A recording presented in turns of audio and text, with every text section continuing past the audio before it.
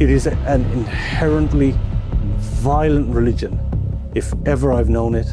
I was getting into my car, November 2015. I'd reported to the police. I've had these mosque meetings. It's been revealed to me that this clan family is going to have me done over. The police dismissed it as per usual, and a few months later I was getting into my car and I got pounced by these, if you like, baseball-wielding thugs. Masked? Yes, I was quite brutally pummeled. They beat you up with baseball bat? With baseball, yeah. I actually fell backwards and hit my back of my head on a wall. I was concussed and I was just almost out of the count. And they pummeled me mercilessly. And I remember thinking, Lord, this is it. Actually, and the best I could do was to put my hand over my head and stop it from being bludgeoned in.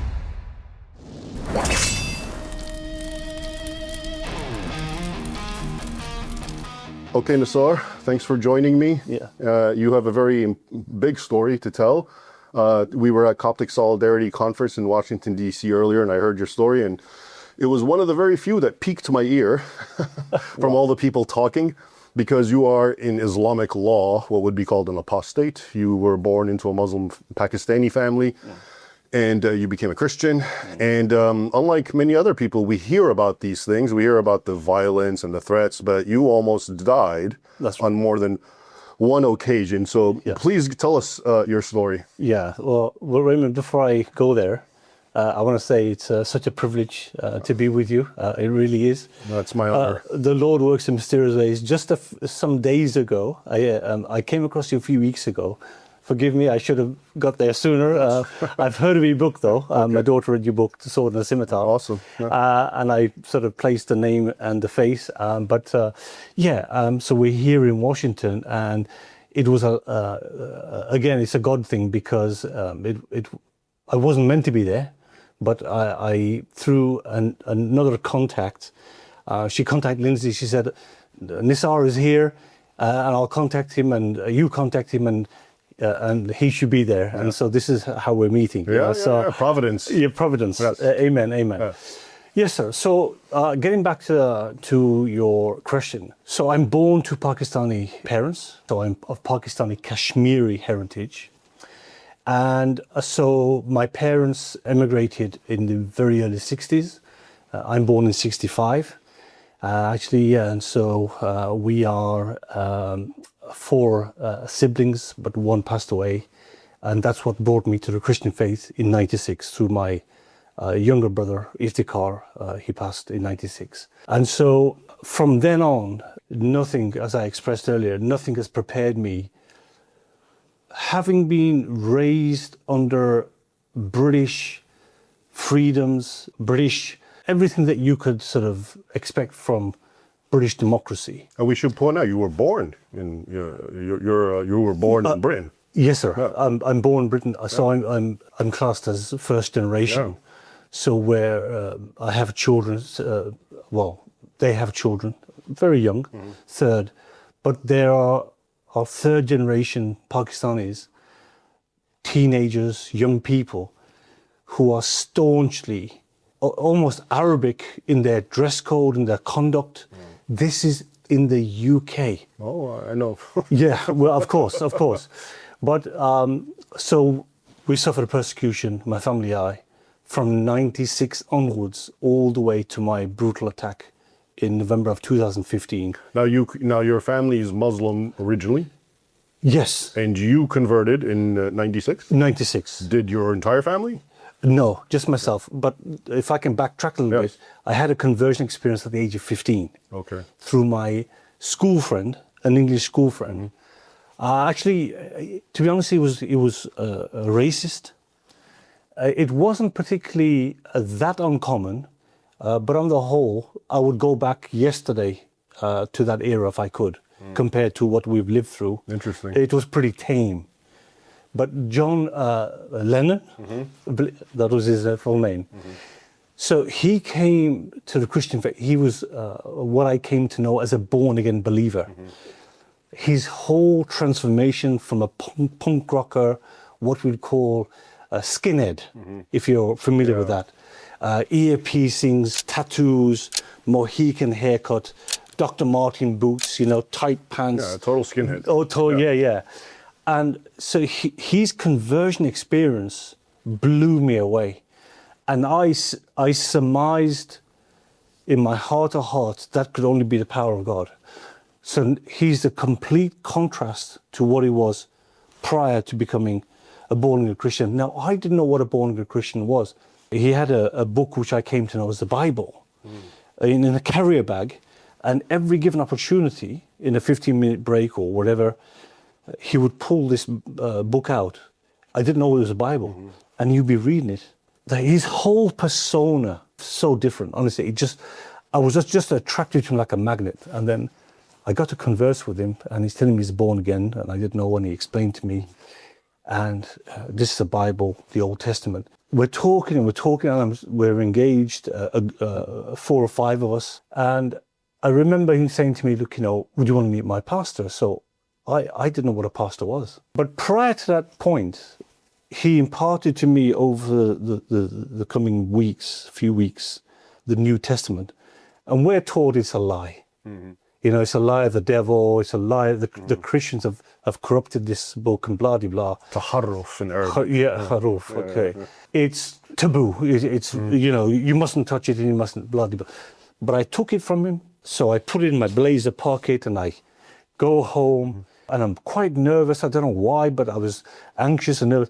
And then I put it under my mattress, and every evening I would read the gospel message, Matthew, Mark, Luke, and John. Mm-hmm. I came to faith in my bedroom, believing at age of 15 that I was a sinner wretch and that Christ had died for my sins and he was the way, the truth, and the life. And so I made a confession of faith. Mm-hmm. But I was terrified. I wouldn't dare tell them I was a Christian.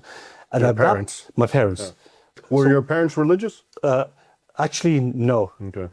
My father was a sort of people's man, 6'4" of him, worked for British industry, British car manufacturers, Monday to Friday, come Friday, suit and tie, very smart, dapper, out to a local pub, sitting with English fellow, mates and people he knew. Mm-hmm.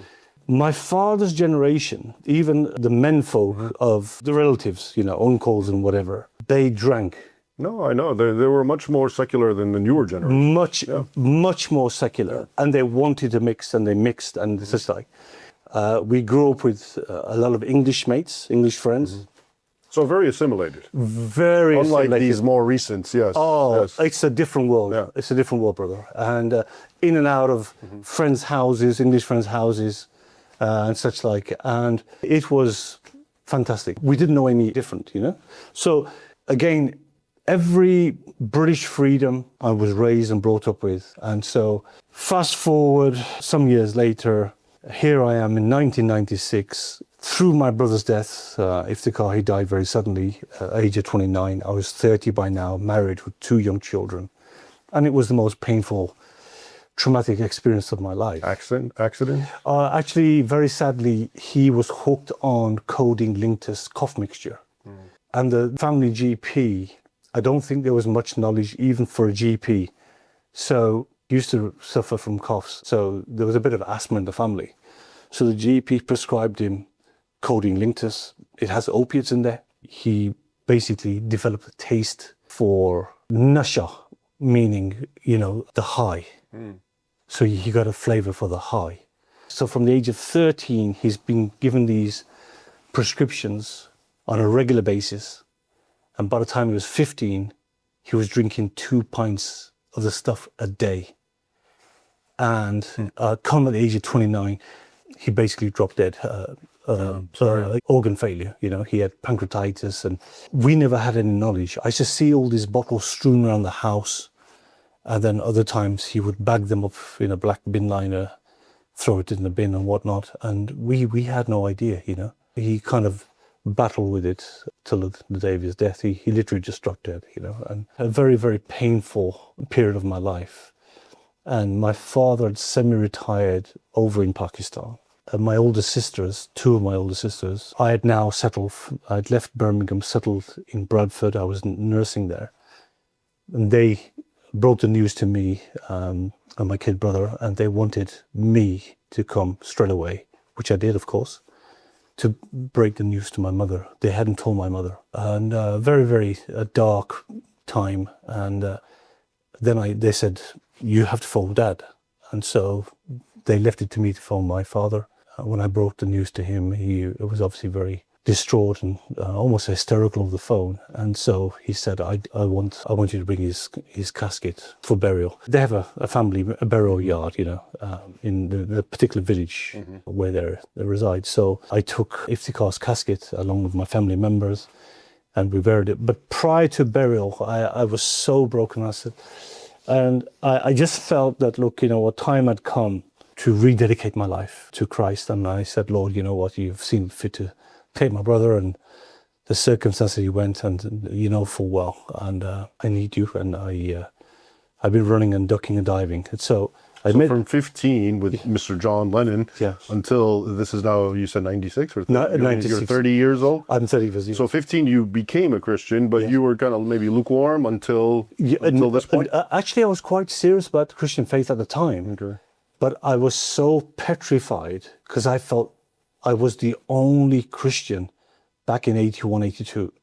I was the only convert in the world. And because of that brainwashing, that the Christians, are this and they're that, the Bible's a lie, I never knew of what the consequence would be, i.e. Sharia, under Sharia law.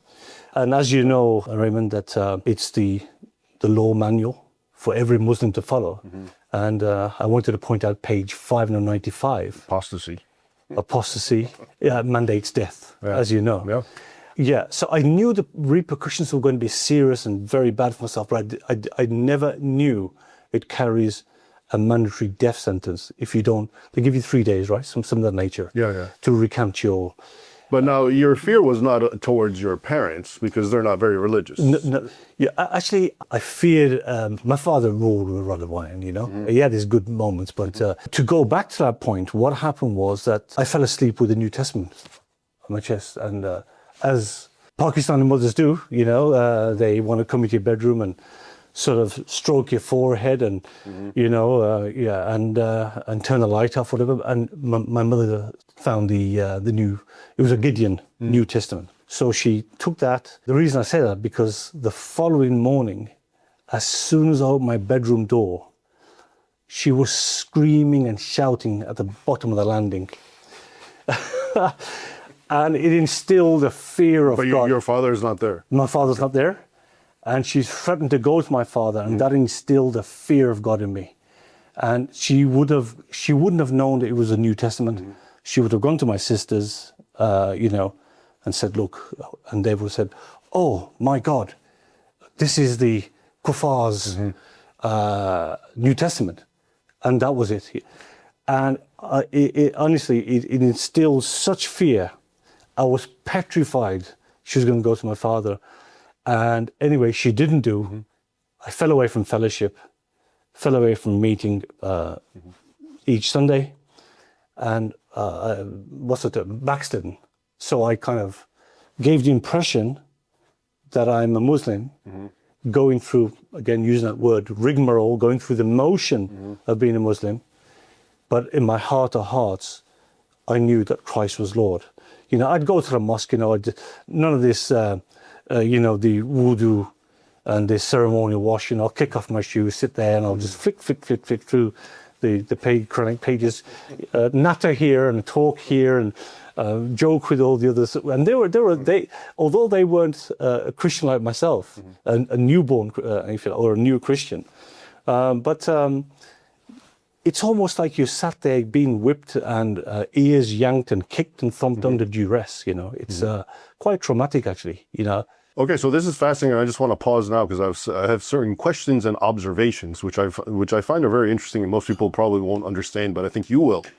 Which is, it seems to me you're not coming from a pious, religious, observant, serious Muslim family.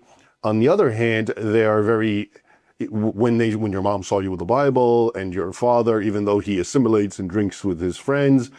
So I think why I find that interesting is because people assume that you have to be religious about Islam to be the kind of parent who's angry, but a secular Muslim won't mind. And my theory, and you can help me understand this, is Islam amongst Muslims is almost like a pride, an honor, a national identity. It's not even about a theology, which means that when you do what you did, you are becoming a traitor to your people. So it's not that they even believe in the Quran. It's not that they're religious. Let's say your family per se, or in particular, and you can correct me if I'm wrong.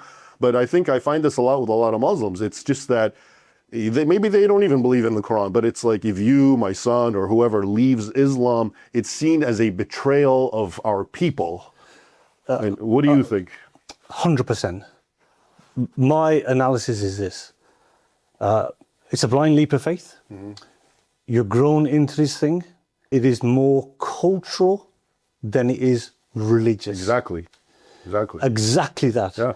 And shame, honor, Right. dishonor, Yes. which is a big thing, especially with the Pakistanis. They, they'll kill their daughters for the sake of honor and dishonor. So my father wasn't learned in the Quran. I bet you he probably didn't even know how to read the Quran. Growing up in a Pakistani village, okay, and he would have just gone through the motions of.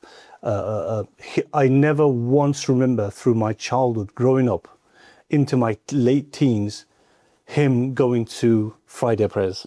Okay. For Jummah. Yeah. So that's interesting, and it even reminds us because I've seen this. For example, you'll see in like in Iran. They'll attack apostates, and in the actual decree or whatever arrest warrant, they don't talk about them in a religious sense. They say like they are national traitors, and all of this reminds me, and this is a point I think a lot of non-Muslims don't get, which is that Islam it's not just like in Christianity a faith I have in Jesus. It's like a political thing. It's just I'm part of the ummah. I'm part of this group, and it doesn't matter what I really believe in my heart. And that's why it's seen almost like a national betrayal. You've betrayed the ummah, you've betrayed our people, you've betrayed us. And I've always, because most people think it's just like the parent or whoever who gets angry at the son who apostatizes, it's because they are fervent believers. But more often than not, it's not. It's just it's honor in our thing, and you've betrayed it. And that word betrayal. Is something that we were hounded and persecuted because of what they deem as betrayal. Yeah.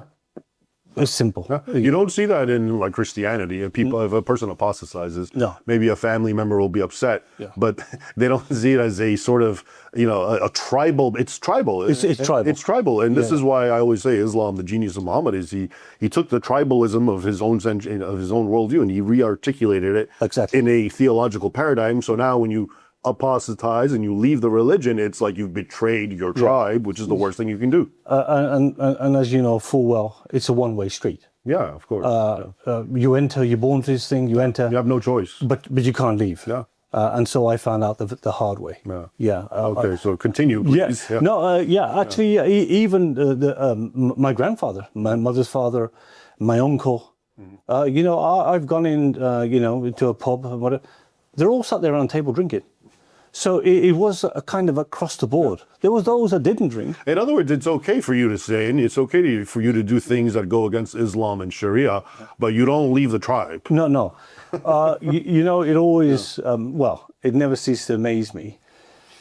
We have a situation where in UK, and I'm sure you've heard this, so you have Pakistani Muslims, men of my age, first generation, right down to their sons and grandsons, huge sellers of drugs, huge. But somehow that's halal. That's okay. I know. Because they're benefiting, right? Yeah. It's just infidels and kuffar anyway. Yeah, that's right. In a nutshell, all is permissible as long as it suits. Yeah, as long as it helps me and the religion somehow. It is so farcical. You really couldn't make it up. You couldn't script it if you tried. So here I am, in my honesty. No, I reject Muhammad. He's a false prophet. Okay, you don't have to have PhDs to figure out the seerah, his life, the marriage of Aisha. he takes away his adopted son's wife. Says God told me. God told me that has a convenient revelation, and Zainab, and this poor kid. No. These were young people in love with each other. He sees her, lusts after her. Zaid refuses to give her up, goes away, has a convenient revelation, comes back, and I know that a lot of Muslim females have had a lot of difficulty. So if And one, just so people understanding who are not familiar with the story, what you're saying is Muhammad basically, he saw because it was his adopted son too. Yeah. And he saw her scantily clad. He entered the house and he started desiring her. And then Zayd basically, like you said, he left her. And then Muhammad still couldn't take her until he got a revelation, a verse that's in the Quran, basically saying it's good. You should take her. And then, you probably, I don't know if you know this, but this anecdote is actually what led to the ban on adoption in Islam. You're not supposed to adopt because of that. Because the problem was it was his son through interesting. adoption. And so that's why he couldn't. But then, so because of that, now, because adopting creates problems, you can't adopt it. Actually, I didn't know that. Yeah. And it goes to that. So it's a double whammy, Yeah. this particular verse and anecdote. Yeah. So when one looks at Aisha, the child bride, and such like, how can you possibly believe that this man is a prophet? And This is, just so you know, I mean, because you're a Christian, Yeah. When you look at the earliest historical writings from Christians who were contemporaries of Muhammad and thereafter, that's all they said.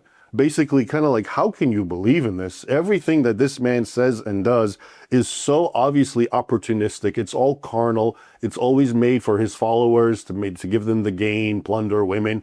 And he gets even more. And it's kind of like, how can anyone, literally right from the beginning with John of Damascus in the 7th and 8th century, but thereafter, that's what every Christian theologian was like. This was an imposter who created a creed that just to give men what they want.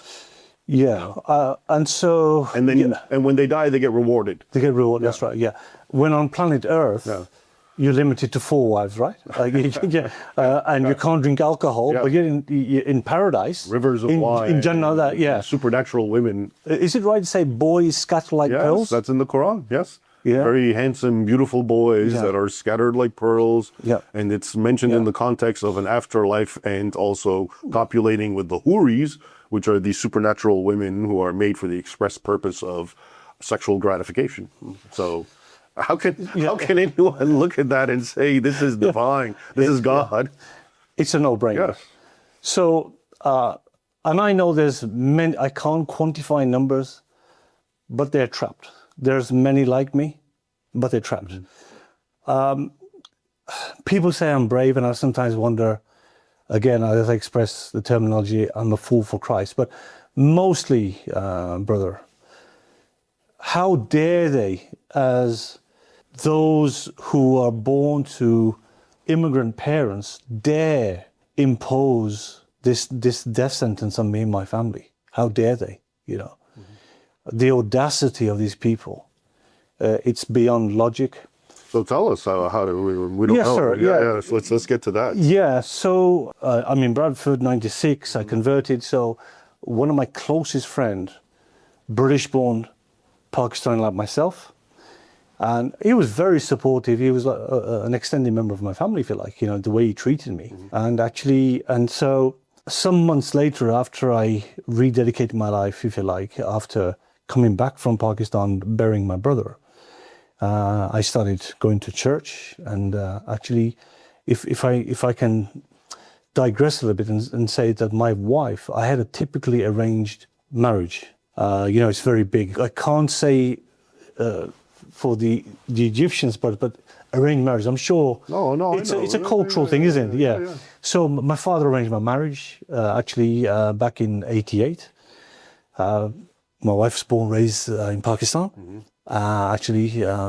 So I wanted to be a subservient son and a dutiful son. And I went along with their wishes, and I got married, and my wife joined me the following year after all the paperwork was submitted and blah, blah, blah. And so she joined me in marriage, and And so, but through work, we settled over in Bradford, which is 130 miles away from the centre of UK. It's going north, West Yorkshire, if for those people who don't know. And we settled in a place called Bradford. And actually, there were large pockets of Pakistani, Muslims in certain areas. But again, life was serene. It was okay, not a problem. But then, of course, they've doubled and tripled in number and all the rest of it. But so I converted and I came back to the faith and reconverted. And anyway, my wife found out after 3-4 Sundays and she challenged me and I said, I'm a Christian. Her natural reaction was to pull my 4-year-old son and my 2-year-old daughter away from me, and I thought I was going to lose her. But through the church and some friends, I was able to persuade her to come to church with me. She met with Pakistani Christians. She was able to engage with them and speak to them and read the Quran and the Bible, beg your pardon, as opposed to the Quran. And eventually she came to faith. So the Lord done a small miracle there, actually. But then going back to my friend, and he told me directly to my face, don't you ever, in no uncertain terms, not to knock his door ever again. Yet, this is a friend. We went to nightclubs together, went to the local pub. We weren't big drinks or anything. It's just a way of socializing. He smoked, he drank, messed around. But yet he's saying to me, no.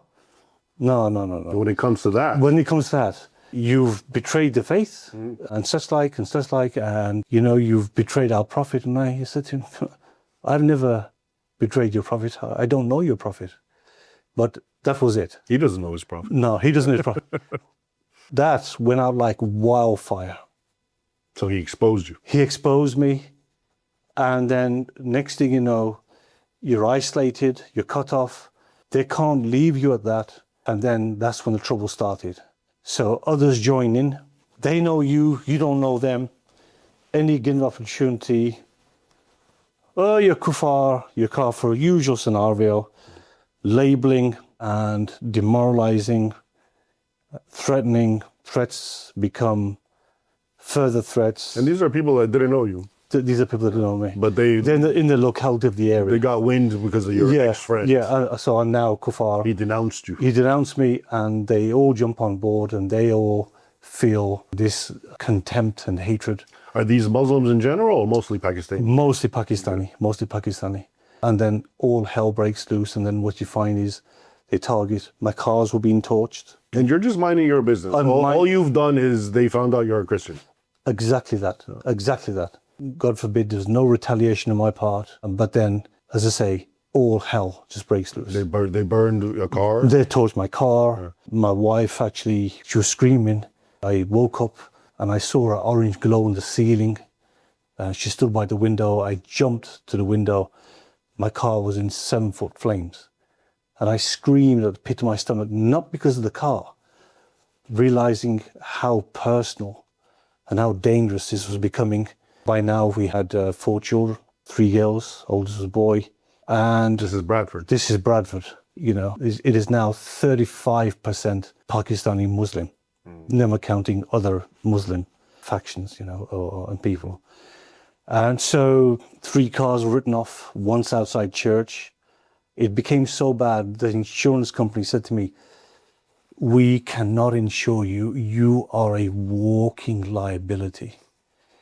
The police, I have to stress this and I can't stress it enough. The police going back in the year sort of from 96 onwards were absolutely appalling. And I've been on record on national news to say to them, to the news, the people, the police signed my death warrant. So this went on for several years. How so? Like they didn't respond? They just were not responsive. They were making all sorts of excuses. And bearing in mind, Islamophobia wasn't a big word then. And they had it in their mind, actually. One police guy said to me, stop trying to be a crusader and move out of the area. And others would say, you belong in a white middle class area. And I'm saying, excuse me, sir, this is not Pakistan. This is not Saudi Arabia. As far as I know, I'm born and raised in England. Why are you telling me to move out my home when I've done nothing wrong? Why aren't you making arrests? So there was this political correctness back at that time. You know, 96. this is 96, actually, and so they just didn't have the stomach to tackle this, and they didn't accept me as an apostate. And I said, I can't understand how this is happening in this country. Why is it happening toward me and my family? I don't have hundreds of thousands.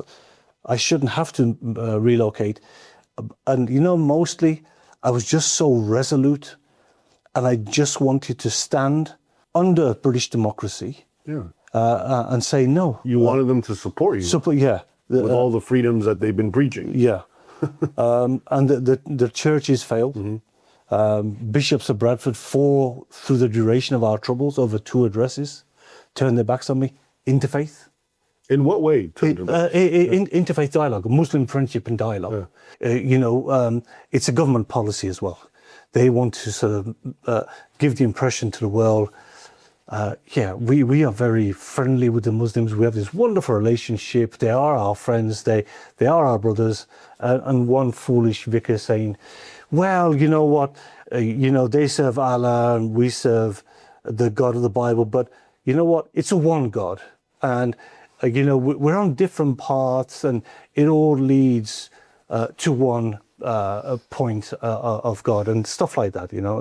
And so, and fear by way of association, you know. So this went on at the first address. So from the authorities, from the police to the bishops, it's a mixture of political correctness, fear, appeasement.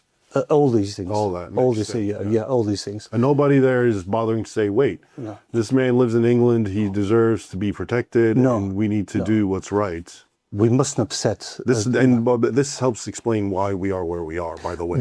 Absolutely. In Britain. You know, this bodes to where we are. Raymond, honestly, you know, time doesn't afford me. We could go on and on and on and on. But ultimately, Sharia enforcement. And they've allowed it. And actually, they've not tackled it. Elitists, careerists, politicians, governments past and present, they've all pandered to the Muslim vote. Why? Because they've troubled in their numbers.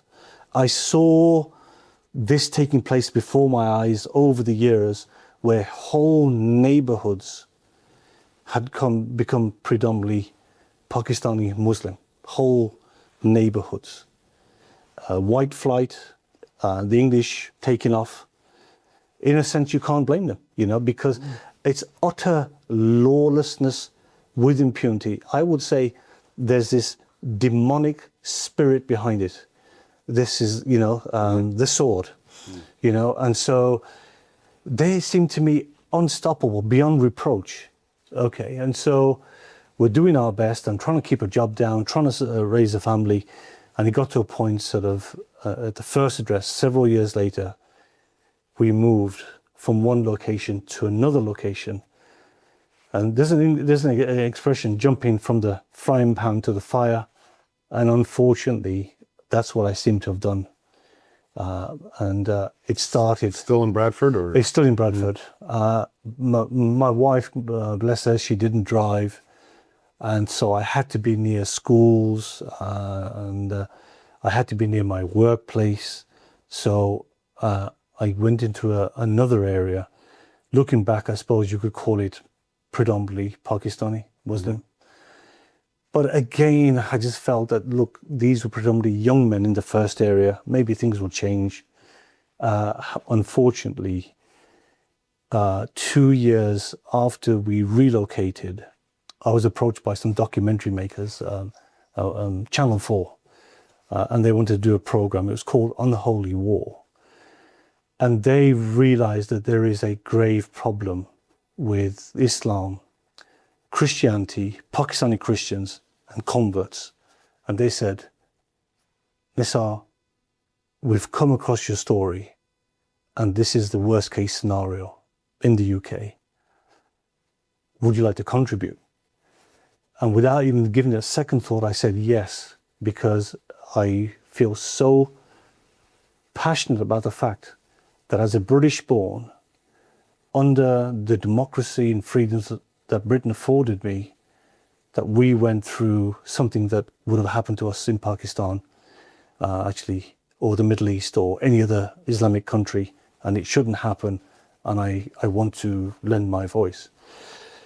So actually, I contributed, the program was aired in September of 2008, and no sooner was it aired, a clan family on the same road then picked up where they left off in the last area. But it was actually worse because we're now dealing with grown men. I have to confess, I found them to be absolute cowards. They always are. They're cowards, you know.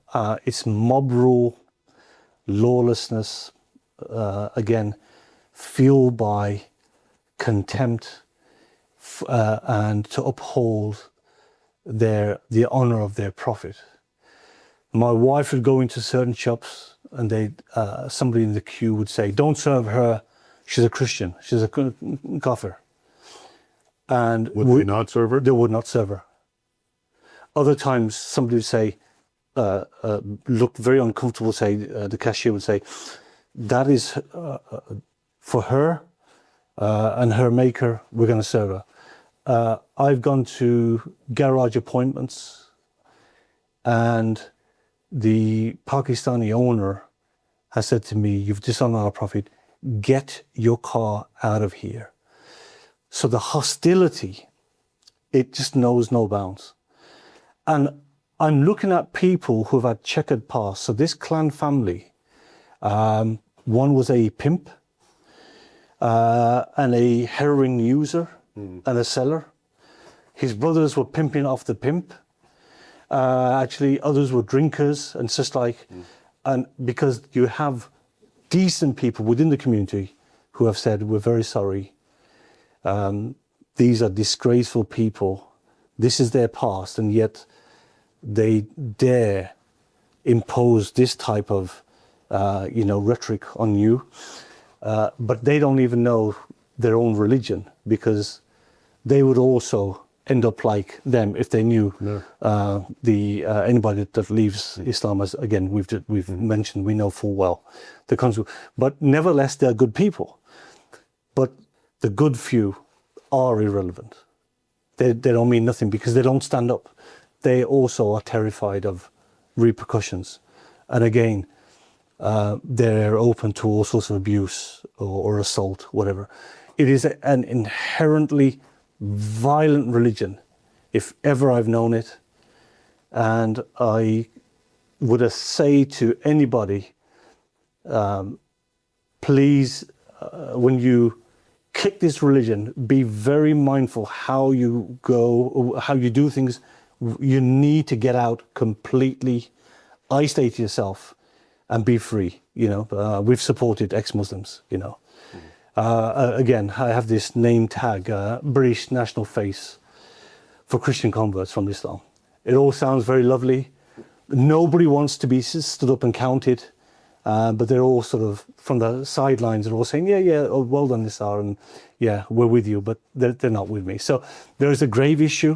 It is a failure of the state. And if you heard of this appalling Prime Minister, Keir Starmer, he has opened up the Great Hall of Parliament, the mother of all parliaments, for the Ramadan breaking of fast. What they call that now? The lovely rosy name, Iftar. Oh, Iftar, yeah. When we were growing up, we never heard of these things. You never knew what Iftar was. It was just simply opening a fast, closing a fast. That was it. And all these wonderful names, and he celebrates with them. For a godless man who's an openly atheist, he stood there, invited all Muslim members of parliament, as well as others, and celebrating Eid. There he is, taking the dates and chomping away. He's even recently, yet again, he's announced how the Muslim community of Britain have been such a valuable attribute to Britain, actually, and they've been so marvelous in lifting Britain from the doldrums, post-war blood.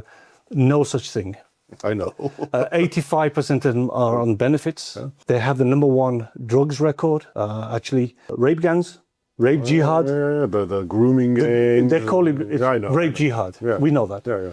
One can go on and on. Mass migration. They're raping and pillaging. You do wonder before long whether there's going to be civil war.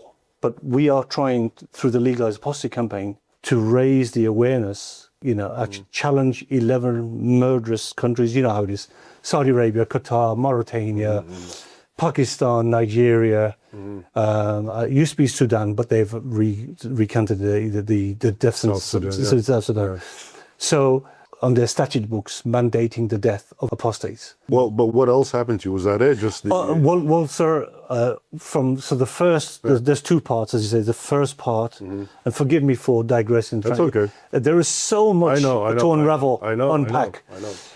And then the second address, we landed there actually in 2006, after the program, as I was saying. Yeah. So our trouble started all over again. Did they recognize you? They recognized me. They kept me quiet. But when I contributed on the Dispatches documentary, it's called Unholy War. People can look it up, actually. And they Unholy War. Unholy Is War. it on like YouTube? Or? Yeah. I believe it's been taken down, but we have got something to give to you. Yeah. So there were other contributors, Pakistanis, Christian contributors from a third, fourth generation, saying that how they live in fear in England because they are Christian and they're in Muslim surroundings, and so they're suffering just like they would be in Pakistan under the Blasphemy law, the infamous 295C Blasphemy law. And actually, so, yes, sir. And so we then suffered the cosh of Sharia enforcement all over again. But this time it was much worse. We're now talking with grown men, and it culminated in a brutal attack on me whilst getting my car. And again, your car. Yeah, and again, we can send you stuff for that. Yeah, please. Yeah, and so I reported these things to the police. I would go to the mosque, have a conversation with them, talk to the imam. They attacked your car, vandalized it? They wrote up my car numerous times, They were using every sort of element or every person. They were terrorizing. It's acts of terrorism and terror. Yeah. And actually, it does affect your psyche. It affects you, Of course. And again, if I was born in Saudi Arabia or Pakistan, one could accept their faith. Yeah. I'd be hung, drawn, and quartered. Yeah. But and I refuse to accept my fate in UK. And so it's just a case of get him by any means necessary. And again, Raymond, you know full well, it's designed in such a fashion to bring you back to Islam through fear and terror. Yeah. I do know of a convert that did go back. I don't think he believes in Islam whatsoever, but he went back because not only did they see my troubles, but they were terrified. So I don't see myself as a tough guy, but I see myself as somebody that wanted to stand on lawfare and British freedoms, democracy, and British protection. And so I was resolute in that respect. Okay. But unfortunately, they are a lawless bunch, and the police and they use this word Islamophobia. Would I be right in saying that it was something that was initiated or invented by the Muslim Brotherhood from the time of 9/11 to deflect from the Islamophobia? Yeah, that word has become so weaponized. Yeah. I've dealt with it too in a very mild way, of course. For example, I'd be invited by the U.S. Army War College here in the United States, prestigious university, and to talk about history, talk about one of my books, and CARE, the Council on American Islamic Relations, and all would come up screaming Islamophobia, Islamophobia, Islamophobia, to the point that in this case, the War College acted in classic British fashion and they rescinded my invitation. But eventually they gave it out because enough people heard about it and got very angry and wrote to their congressman, and it was like a big petition. Wow. So they finally reinstated it. But again, it goes to show you the power. You've had, of course, yeah. the power of a word to shut you up, like the word racist. Yeah, here in the States. Here in the States, yeah, it's not quite as bad as Britain, but as I always say to people, it's on the same trajectory. Yeah, you know. Well, actually, we were here a few months ago in February, so I was invited to on a panel. And Raymond, honestly, I don't see myself anywhere near your caliber. But the knowledge of Islam, it doesn't interest me. No, I've I don't blame you. I've trashed it decades ago. Yes, I could pick it up. Moved on. But I suppose I'm more learned now in Sharia. Again, not a scholar, not an expert, but certainly more aware of Sharia now at this stage, going through the problems over the years, the troubles, than I ever was. But anyway, it's personal. Yes, absolutely. And then you want to warn the West, you want to warn America. So we came along and we went to the Patriot Academy. Actually, if you've heard it, I don't know. And the great man, probably your colleague, Bill Federer, Chris Denham, who worked, alongside the Patriot Academy, one or two other people. And I said, listen, I shared my experiences with Hawking. I said, you got 5 years. And the brother turned around and he said, he's an Indian brother. He turned around and he said, you've been too generous to us, Nisar. We don't have 5 years. We have 2 years. So I thought, wow, I didn't realize how serious it was, actually. You see it in New York, with especially this Mamdani fella, but I didn't know how serious it was up until when I came back in February, and I realized, goodness me, there's a crisis going on here in the States, Oh, yeah. But before we get to that, okay, so before we leave your sort of personal story, because I have a lot of questions to ask you in general, and are we done, or are there more attacks on you? Or? Well, sir, that was, I was getting into my car, November 2015. I'd reported to the police. I've had these mosque meetings. It's been revealed to me that this clan family is going to have me done over. The police dismissed it as per usual. And a few months later, I was getting to my car and I got pounced by these, if you like, baseball wielding thugs, and... Masked? Yes. And I was quite brutally pummeled. They beat you up with baseball bats? With baseball, yeah. I actually fell backwards and hit my back of my head on a wall. I was concussed and I was just almost out of the count. And they pummeled me mercilessly, And I remember thinking, Lord, this is it.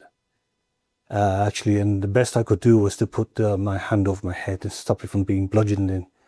And by the grace of God, 2 Polish gentlemen, at some point after when pummeling was going on, came to my aid, saw these thugs off, by which time I ended up being kneecapped, then suffered a smashed hand.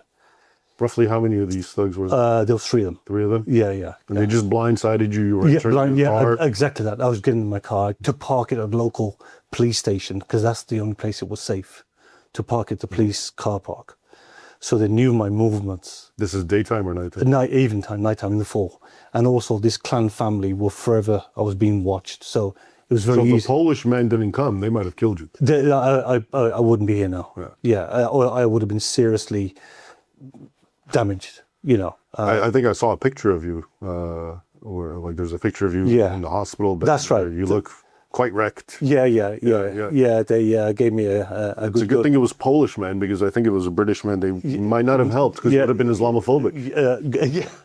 God bless them.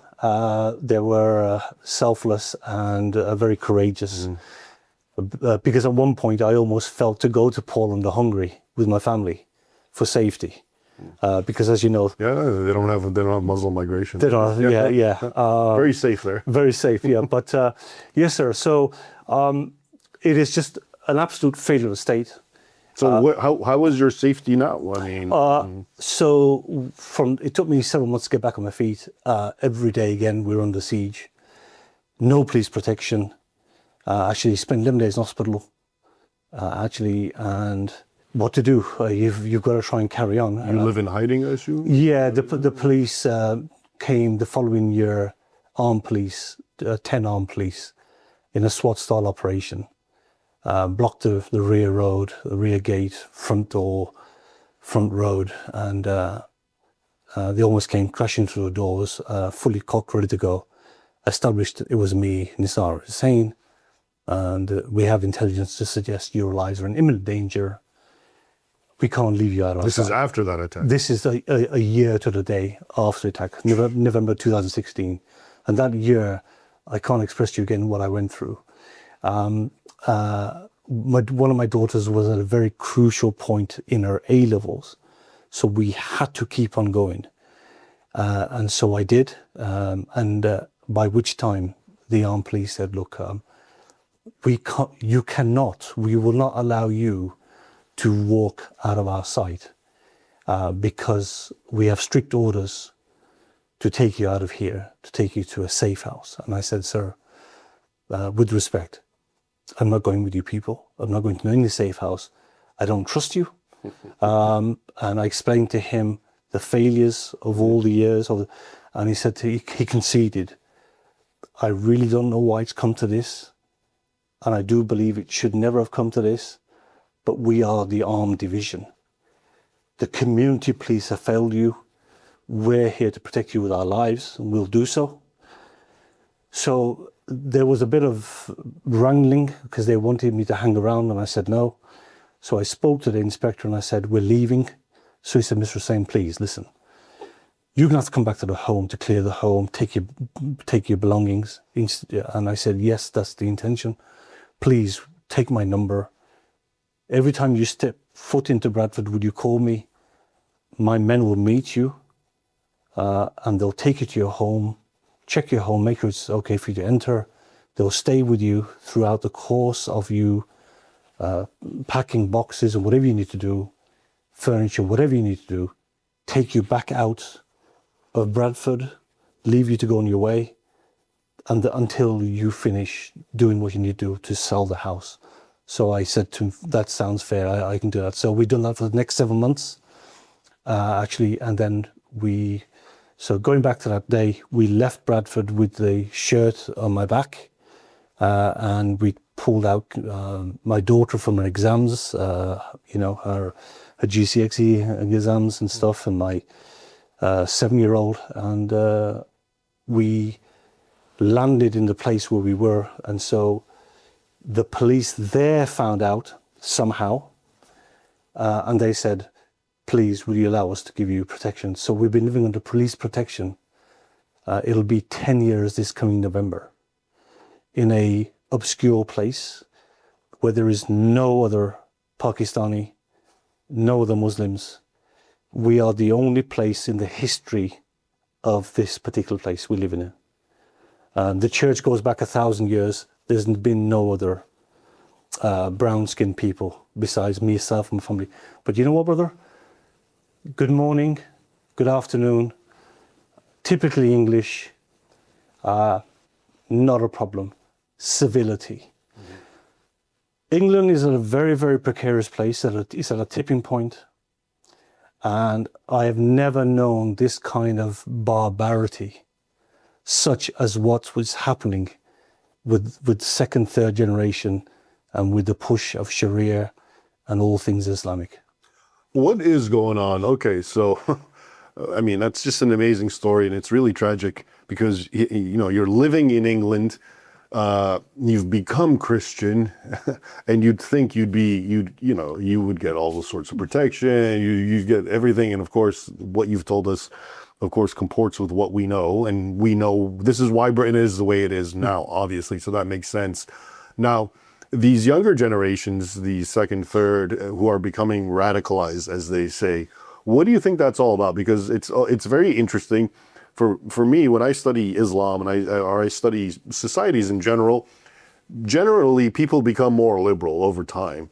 Okay, and especially if they move to a liberal place, like if they leave from the Islamic world, like your father did, and he comes to somewhere like England, yeah, he's prone to go have a drink with his mates and that sort of thing.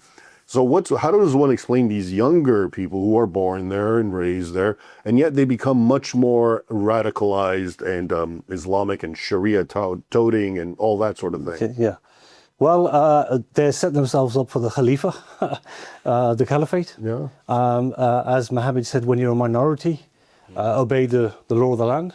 When you become a majority, push for Sharia. And this is exactly... So they feel strong. They feel strong. Yeah. They're emboldened, you know, and so... And it doesn't help when the authorities act the way they do. They can't help themselves, and so you have Pakistani Muslim MPs. My MP is a Muslim. Naz Shah, she's actually in the States here now, promoting a book. She portrays herself as a victim of arranged marriage victim, actually, and campaigning, being a young campaigner when her mother, who was divorced, had an affair, which is a big taboo, and ended up poisoning her lover, ended up in prison, left the children destitute or in a home, and she calls herself a campaigner. She's actually flitting around various mosques and Pakistani Muslim settings promoting her book. She turned her back on me on 3 failed appointments. And the third appointment was, I need to take some advice and I will get back to you, and she never did. So you have Muslim MPs, you have them in the judiciary. We had police officers who were Muslim that were playing down and brushing things. Well, that's what I was going to ask you. When you were talking about the police experience that you've had, my thought was, I know, of course, native British white police are politically correct and afraid of the label Islamophobia and racism. DEI. Right, yes. But I was also wondering, to what extent are there, amongst the authorities and the police, Pakistanis and Muslims who are influencing? Okay, so I can't quantify the percentage, Raymond, but I can tell you now that I was looking at a report just earlier today, and they always have the Muslim Council of Britain of this, the Muslim police officers, blah de blah that. So the Pakistani Police Muslim Council, I might not have it in the right order, they actually have dismissed, if you like, or played down October 7th. They're openly saying Israel is the culprit, they're the Zionists, and they are committing genocide, actually. And so there's been a big fuss about that. It's been taken down from their platform.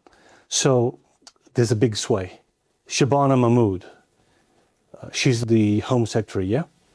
Muslim. She's been on record on TV to say she takes her inspiration and guidance from her religion. I've actually, on a news interview, I have said openly, does Shabana Mahmood want me dead?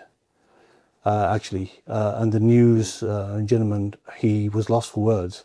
And I said, what does she have to say about apostasy, if you like, towards that effect? Does she want me dead? And so under the wonderful guise, Taqiyya, wonderful guise of British people upholding British democracy, but I know, you would know, that's far from it actually. Mm-hmm. So this is what's happening, this was taking place. So across the board, they are pushing for Islam.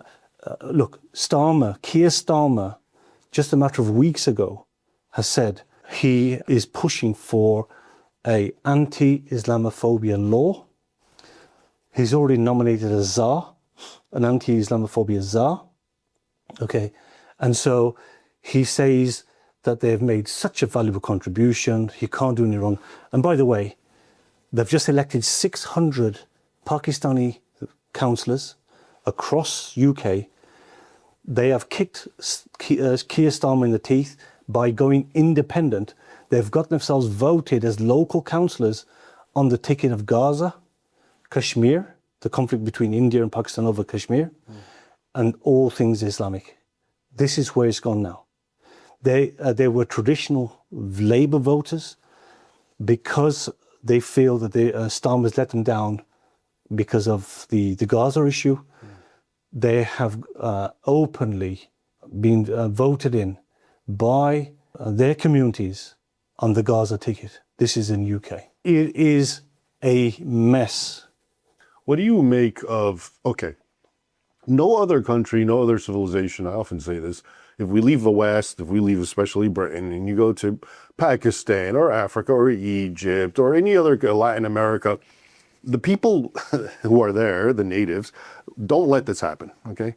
What is going on in European nations like Britain? What are they naive? Are they stupid? Are they just so paralyzed by words like racist and Islamophobe? Are they just godless?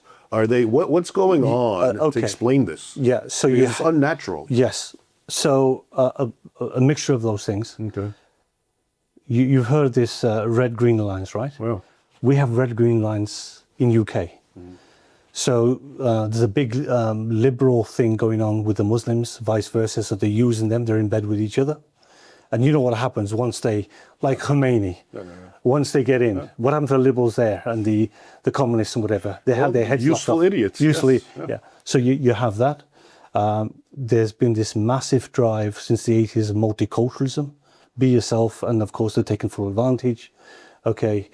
The DEI, and you know I mentioned earlier about the sad case of Henry Novak, this poor 18-year-old English young man who got stabbed several times, 5-6 times at least. And what happened? The Sikh, which is quite unusual, I have to confess, because they're very patriotic, very hard-working people who've integrated. They're often contrasted against the Muslims. Yeah. Like they're the good ones. And they've integrated wonderfully well, you know. And so as soon as the police arrive, he gets his foot in. Well, what could the poor kid do? He was bleeding out. And he said, well, he took my turban off. He's racially abused me. The police guy, if you can't honestly, I heard him. but weep, you heard, didn't you? Yeah, where he's like, I don't think so, mate, when he said, I'm dying. Or That's right. And I've been stabbed. No, you're not, mate. Mate. You're a racist. Yeah. They handcuffed him, Rivers right. He bled out in front of them, died. Indoctrinated DEI, multiculturalism. So they have gained this power. They've been emboldened through multiculturalism. The English masses have been dumbed down. You tweet something, doesn't matter what your status, who you are, you've got 10 police officers at your door, you're nabbed, that arrested. is just amazing to me. Yeah. You're nabbed. It's like a police state. Yeah, that's what it's become. Thought crime. Against its own people. Yeah. Yeah. So these are the things that have happened over many years. So is there an agenda? Why is this happening? Is it organic or is it by design? By design, the leftists, Keir Starmer, he's a terrible fellow. Yeah. He's a complete lefty, you know. And so he was a human rights lawyer. Okay, and so votes, that's another factor. Because block Muslim votes, they can sway big decisions, right? So he's been pandering to them all this time, but they've now rejected him. So as I said to you, 600 local councillors. You go to the local council, they start off in Islamic prayer. So there is now this Islamization, and has been, of the UK. Well, Paris is burning, France is burning, Germany, the mass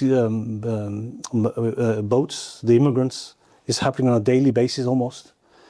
And they fall in line with the Allah Brigade and working, you know, so.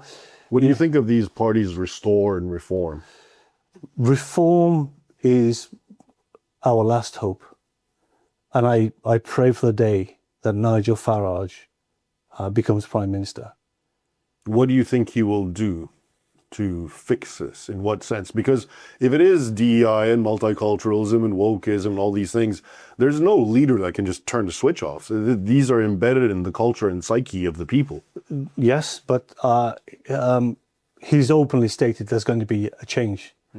And if not, I can tell you now, Raymond, there's going to be civil war. And we don't want that. It's the worst kind, the worst thing that could ever happen to a country. But even when you think, I mean, civil war does sound very much like where it's headed, but I often wonder, maybe the Starmer types, that's what they want, because once the white people pick up arms, that's when he gets even more power to just shut them all down and put everyone in jail.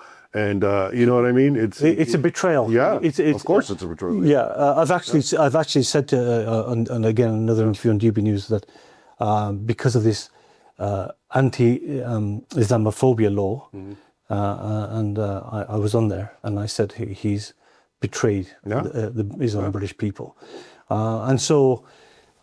Fear. Wars, you know, the United States, the founders of America went to war for much less. That's right. For a tea tax. Yeah. You know, so it's kind of amazing to see what's happening now, and people are just. But I can assure you now one thing. Knowing the British people and growing up with them, as I do, Islam is making big noises. The Pakistani Muslims are making big noises. They are openly shouting Sharia, jizya for the likes of me and you, and the English people in general. But I can tell you now, there is an awakening. Yeah. And when that Anglo-Saxon spirit rises, they'll be running for the hills. The Saxon began to hate. Yeah. They've wiped out cultures, you know, and believe you me, they're a very tolerant people. It's the most tolerant country in the world, one of the most. I'm a fruit of that. But I can assure you now, a time is coming where something is going to have to give. And I appreciate we come from concerning Nigel Farage, but they've spelt it out. Zia Yusuf, the second in command, as you know, I really enjoy listening, and it's quite refreshing. They're going to stop the boats. That's by design. And they're going to sort of, like President Trump, mass deportations. Remigration, and turn this thing around because they realize they're not going to have a country left. It's simple as that. It's perilous times. It's perilous. And we ourselves, by the grace of God, what to do? Well, you know, but so hopefully there'll be, through the Legalized Apostasy campaign, we'll raise this thing. Reform, we know Islam is not willing to reform. Well, how can we reform? It's divine. It's a command of Allah, you know, but where do people like us go, you know? It's a mixture of things. 3 or 4 different marriages, 8, 10, 12 kids. You can see where this is going. And then living on jizya in the form of welfare benefits. And recently the government have said they will welcome anybody, polygamous marriages, and give them benefits. It's happening here in the States, you know. So Australia is happening there. They recognize polygamous marriages. It's cultural suicide. Can you enter into the mind of a radical Pakistani Muslim, as they're called? How do they see what's happening? Do they just, how do they interpret the Brits? Are they just stupid, naive people and we're exploiting them? Exactly that. You know, the kuffars, you know what I mean? And so the benefit money or anything they get, it belongs to them. It's jizya. It's expected. It has, you know. I saw, remember Anjem Choudhury? Yeah, I saw a video of him once where he was speaking about, because I think he had several wives and multiple kids and he was getting welfare. And he said, well, it's jizya. The kuffar give us jizya. They owe me this, you know. So this is the mentality. So in essence, the superiority complex of Islam. And we know that that's not the case. But in their mindset, they are superior. We're superior and we're going to exploit you people because you're inferior. And strip you bare. Plano, North Texas. What is it? Minnesota. billions have been defrauded. They don't feel any way. No It's compunction somehow, whatsoever. no Yeah, compulsion, yeah. yeah. So I think the West definitely now needs to wake up. It needs a radical shift of attitude. You're putting an exploitative, parasitic, shameless element amongst a high trust, kind of ethical, group. And Yeah. what's going to happen? What's going to happen is what we see. Yeah, I have an Afghanistani friend of mine, a convert. I've known him for donkey's years in Birmingham, and he turns around and said he calls them parasites. Yeah. Yeah, he says this Sadiq Khan, the London mayor. That's another issue. They're in prominent positions, and they push all things Islamic. They go do that Trafalgar Square mass prayer. Segregated. Yeah. Actually, non-inclusive. The prayer, the Shahada, the Ramadan prayer, which, as you know, is pouring out every curse under the sun. Yeah. Against Against Christians and Jews. Yeah, and these silly people, these liberals, so these liberals will be dealt with, and so they will be. We have to remain hopeful, and so otherwise we're doomed.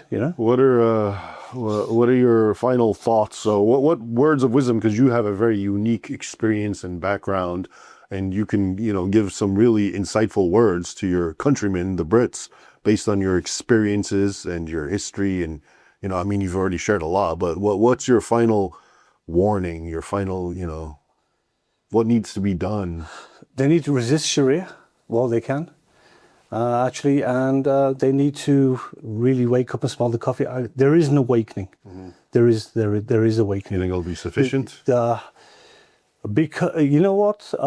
Again, it's that Anglo-Saxon spirit. If it doesn't happen now, because when you look at the demographics and you see whole areas and parts of the country which are predominantly Muslim, they're imposing Sharia. So it's do or die. And so I don't believe that Anglo-Saxon spirit is going to allow it to happen. And so there are people. Call them certain section of people. I don't want to get into too much rhetoric because I don't want to give the game away. But the fact is, sir, that they are going to stand strong and they will resist. America needs to resist, and I believe under President Trump, I believe he gets it, he understands it, and he's been decisive, and it needs a decisive leader. And we're not going to get it with Starmer. Nigel Farage is our last hope before civil war. That's my gut feeling. You know what I mean? So yeah, it's very sad. Okay, Nassar, thanks very much for taking some time and spending it with me and sharing your amazing story. And I hope your prognosis comes to pass. Thank you so much, Raymond. It's been an absolute pleasure. Thank you so much. Thank you. Thank you. Thank you. God bless you. God bless you.